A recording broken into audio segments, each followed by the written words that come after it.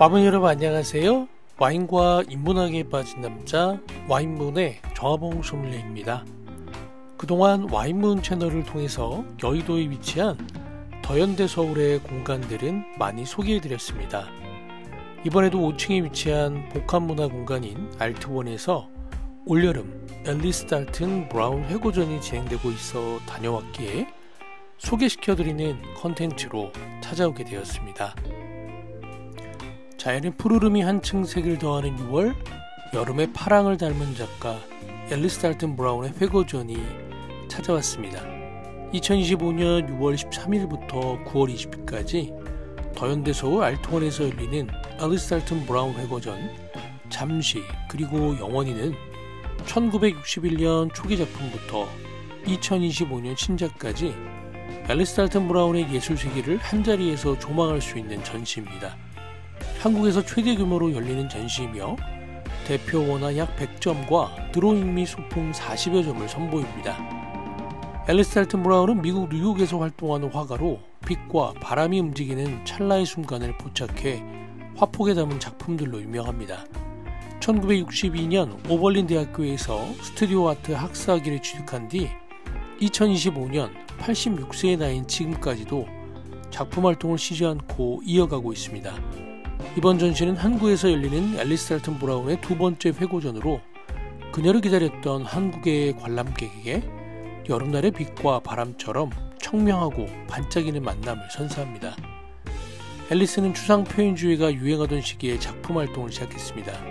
하지만 추상 작업이 자신의 스타일과 맞지 않아 고민하던 그녀는 빛과 그림자, 일상의 풍경에 주목했습니다. 빛의 변화를 포착해 건축물의 모습을 그리던 앨리스는 외부와 내부, 사람이 만든 건축물과 자연세계 등 서로 대비되는 이미지를 화폭에 담기 시작합니다.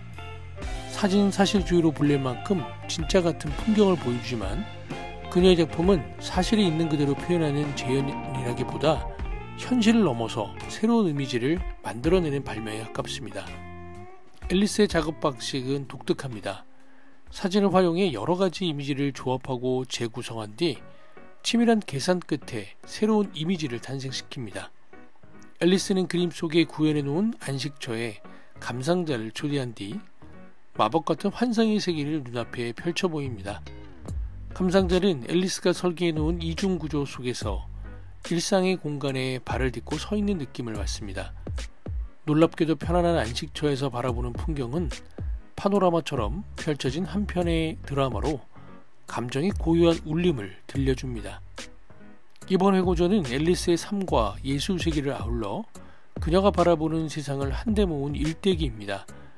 결혼과 육아로 집안에 머물던 앨리스의 시선은 이내 건축물의 외부에 닿았다가 또다시 안식처인 집안 내부로 옮겨갑니다.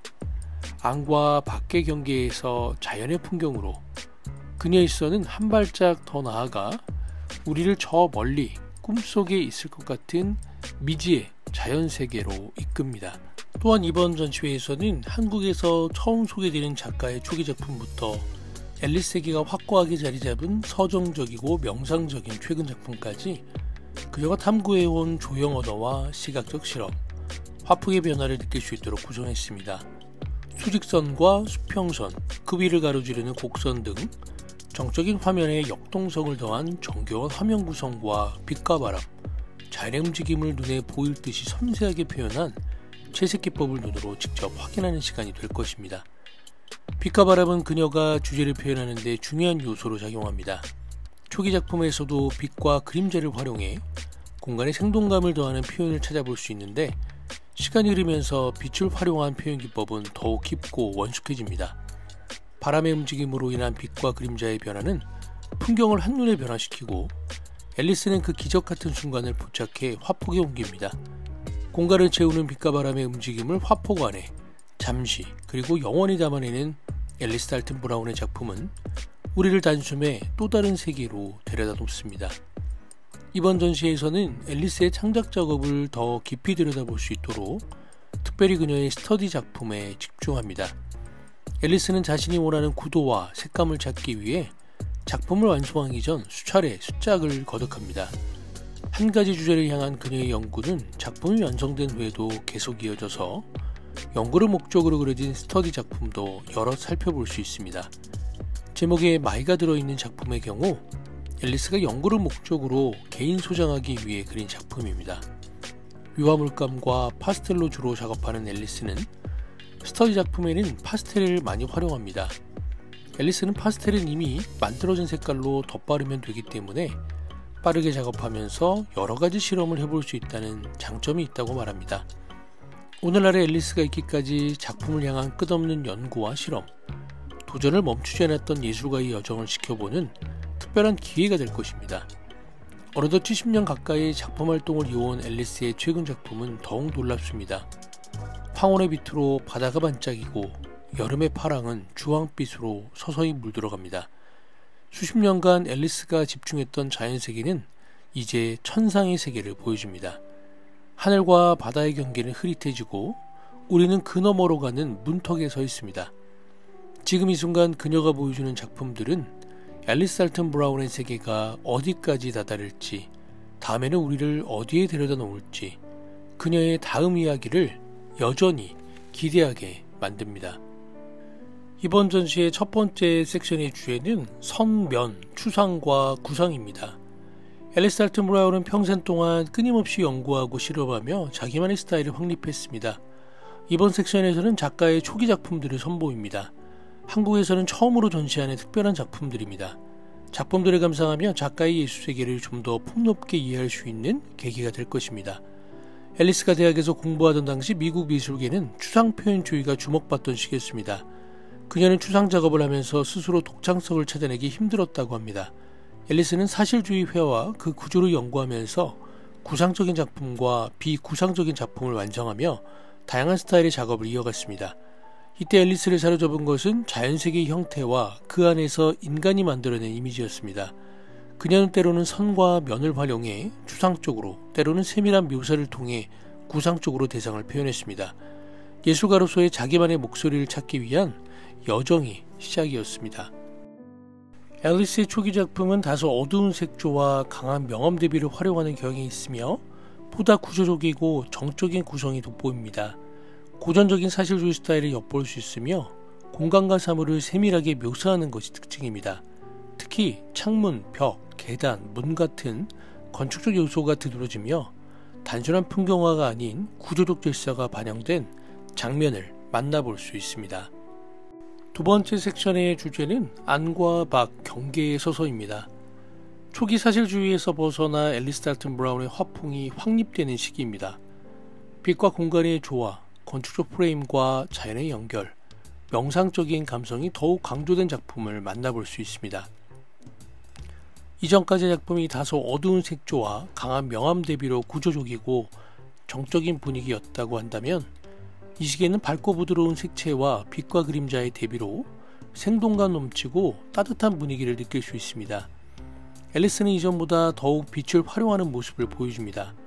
종종 한 건축물을 여러 번 반복해서 그리곤 했는데 빛과 어둠, 그림자와 반사를 통해 정적인 공간도 역동적으로 변화합니다. 빛의 자격으로 물체는 드러나기도 하고 숨기도 합니다. 앨리스는 스스로 빛의 생명력에 의존하고 있다고 말합니다. 앨리스는 건축물과 자연 등 여러가지 풍경을 조합하고 배치해서 이상적인 구도를 찾아낸 다음 매력적인 가상의 풍경을 만들어냅니다. 그녀의 작품들은 사실적이고 정교한 기법 때문에 사진처럼 있는 그대로를 그려낸 것처럼 보이기도 하지만 실제로는 아이디어를 향한 치밀한 탐구와 구상 끝에 시각적이고 상징적으로 대비되는 이미지를 구성하고 있습니다. 집의 풍경. 집은 개인의 정체성을 드러내는 사적인 공간이자 외부와 이어진 열린 공간입니다. 앨리스는 특별히 문과 현관에 집중합니다. 문과 현관은 안과 밖을 이어주는 경계적 공간으로 현실과 비현실 사이를 넘나들며 자신만의 풍경을 보여줍니다.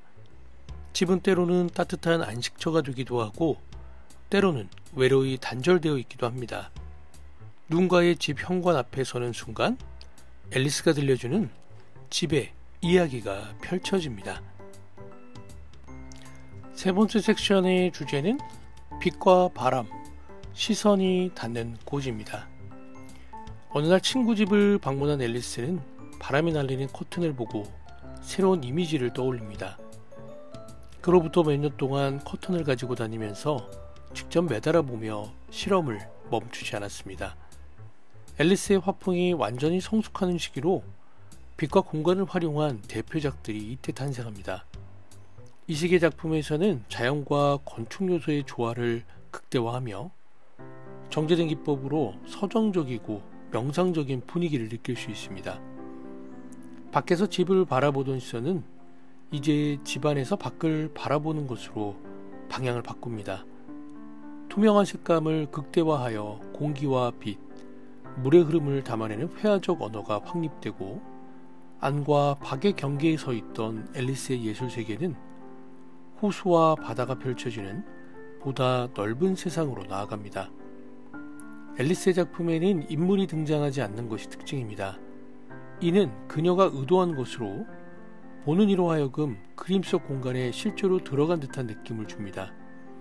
앨리스의 시선은 어느덧 우리의 시선으로 변하고 단순히 작품을 관람하는 것을 넘어 개인적인 경험에 몰입할 수 있도록 이끌어 줍니다.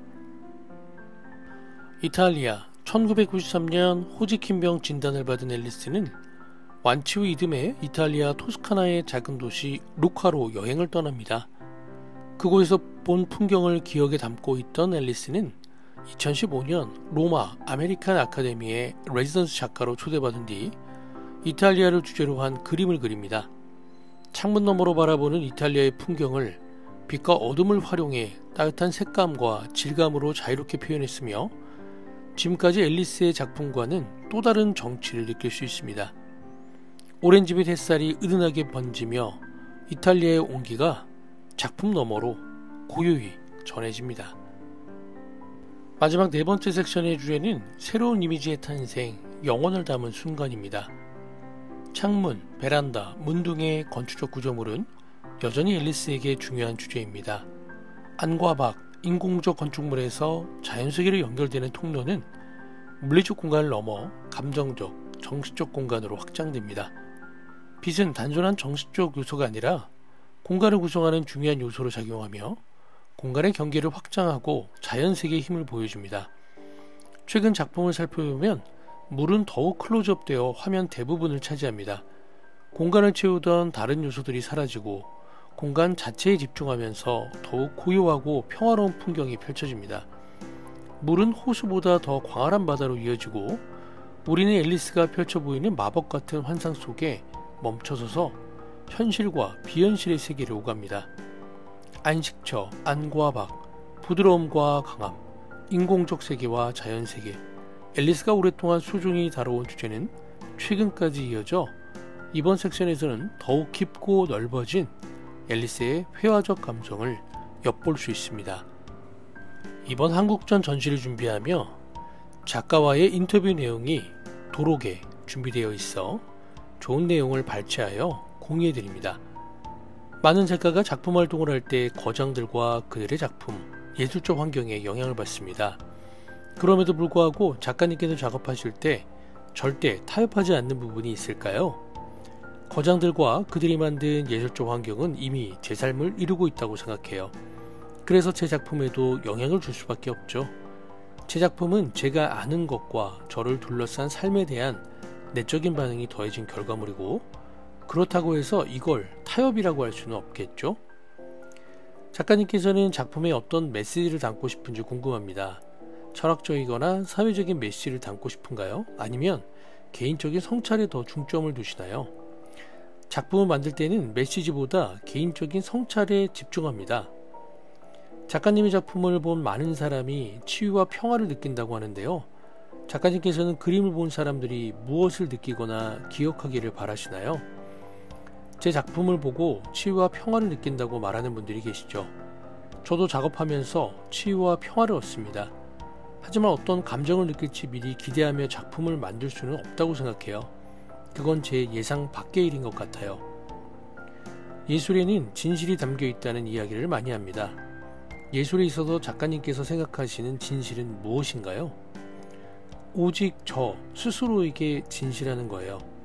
제가 진실하지 않다면 예술이 진실할 수 없을 테니까요. 작가님께 예술가란 어떤 의미인가요? 가장 예술가답다고 느껴지는 순간은 언제인가요? 제게 예술가란 어떤 의미일까요? 작가로서 끊임없이 자기를 발견하는 창작 작업을 할 수 있다는 건 정말 기쁜 일이에요. 온전히 몰입해서 새로운 이미지를 탄생시키는 일이죠. 어느 해보다 무더운 올여름을 보내기에 너무나 적합한 주제의 전시여서 소개시켜드리며, 마지막으로 작가가 오랜 시간 탐구해온 빛, 공간, 창과 같은 이미지들이 어떻게 하나의 시선으로 이어졌는지를 작가의 목소리를 통해 만나볼 수 있는 인터뷰 영상을 전해드리면서 와인과 인문학에 빠진 남자 와인문의 정화봉 소믈리에였습니다. No one tried to tell me what to do. No one tried to show me that other ways were better to do things. I was able to develop my very own ideas because I was alone.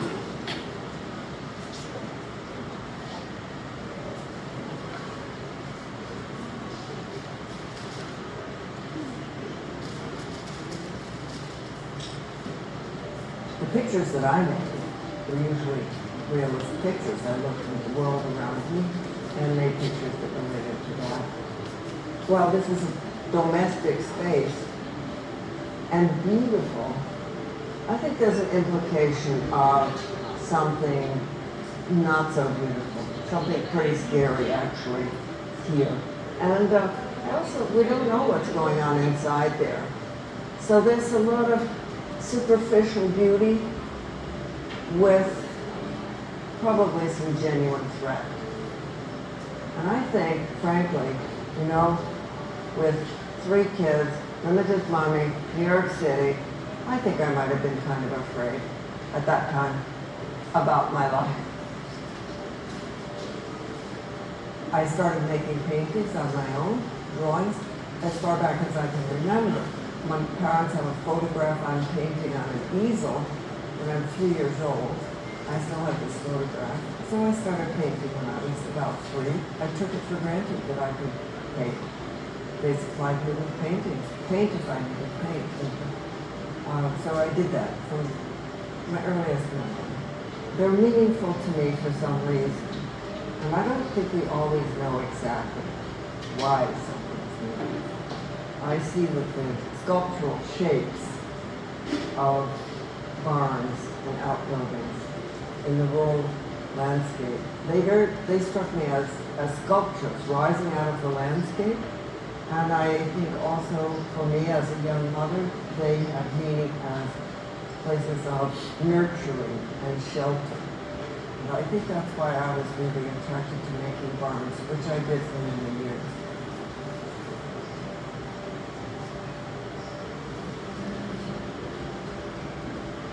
You raise children and you have that responsibility, you know, to do, and have to make a living. I like the use of the boldness which she approached, because it was an emotional truth. Especially, in fact, it was sort of an uplifting feeling. She stayed realist, obviously, but not totally, not that much. I don't want to say a storyline to it, but it's not quite realist. And very, I guess I'll enjoy it.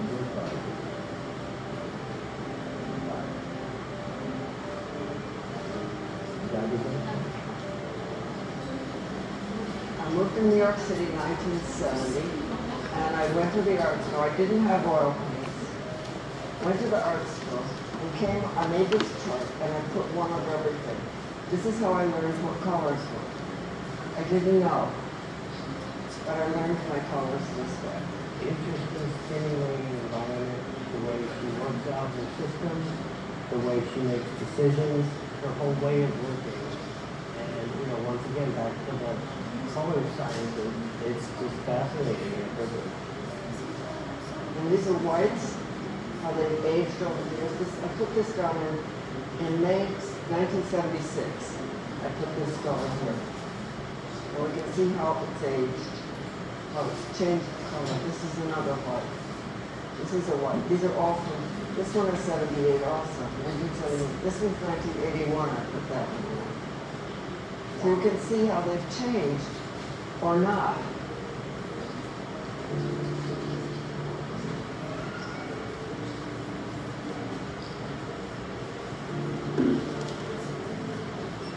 Started walking around with my pictures to different galleries to present myself. One gallery owner said, "What, you're 38? You can't start a career. It's too old. Forget it." But what else was I doing? Couldn't get younger. Didn't have a lot of work when I was younger. It was a different point of view. I like the idea of the curtain because it was giving movement. All of these things I think have psychological implications. A home, veil, the curtain is the veil. Two ways of seeing things. Here's the landscape. Here's through the veil, motion. So I started looking at homes from the inside out of the house completely. And started just looking closer and closer to nature. But I'm not a landscape maker. I could not invent interesting shapes. I just didn't work that way. I found my abstract pictures were essentially dull or imitative. I didn't invent things well. I needed to see something. So true color is caring and having an eye for being an artist and growing as an artist. She evolves and grows and, really just makes it work. The pictures that I made were usually realist pictures. I looked at the world around me and made pictures that related to that. This was the late 50s in the United States. Abstract expressionism had a stranglehold on the art world. Anything that wasn't abstract was considered unworthy as fine art. I tried abstract art. I found more interesting shapes in the world around me. I made boring shapes, and the world was full of interesting shapes. So I did realism. Most of our friends, the husband was studying, and the wife was doing a job. And I didn't do that, and that was unusual. Because I was born at the end of the 1930s. I know there were many women my age or some women who expected to do something professionally. But personally, I never thought of it. I thought that's what men did. Artists were men. That was my upbringing. I'm Alice Dalton Brown, and I'm a painter.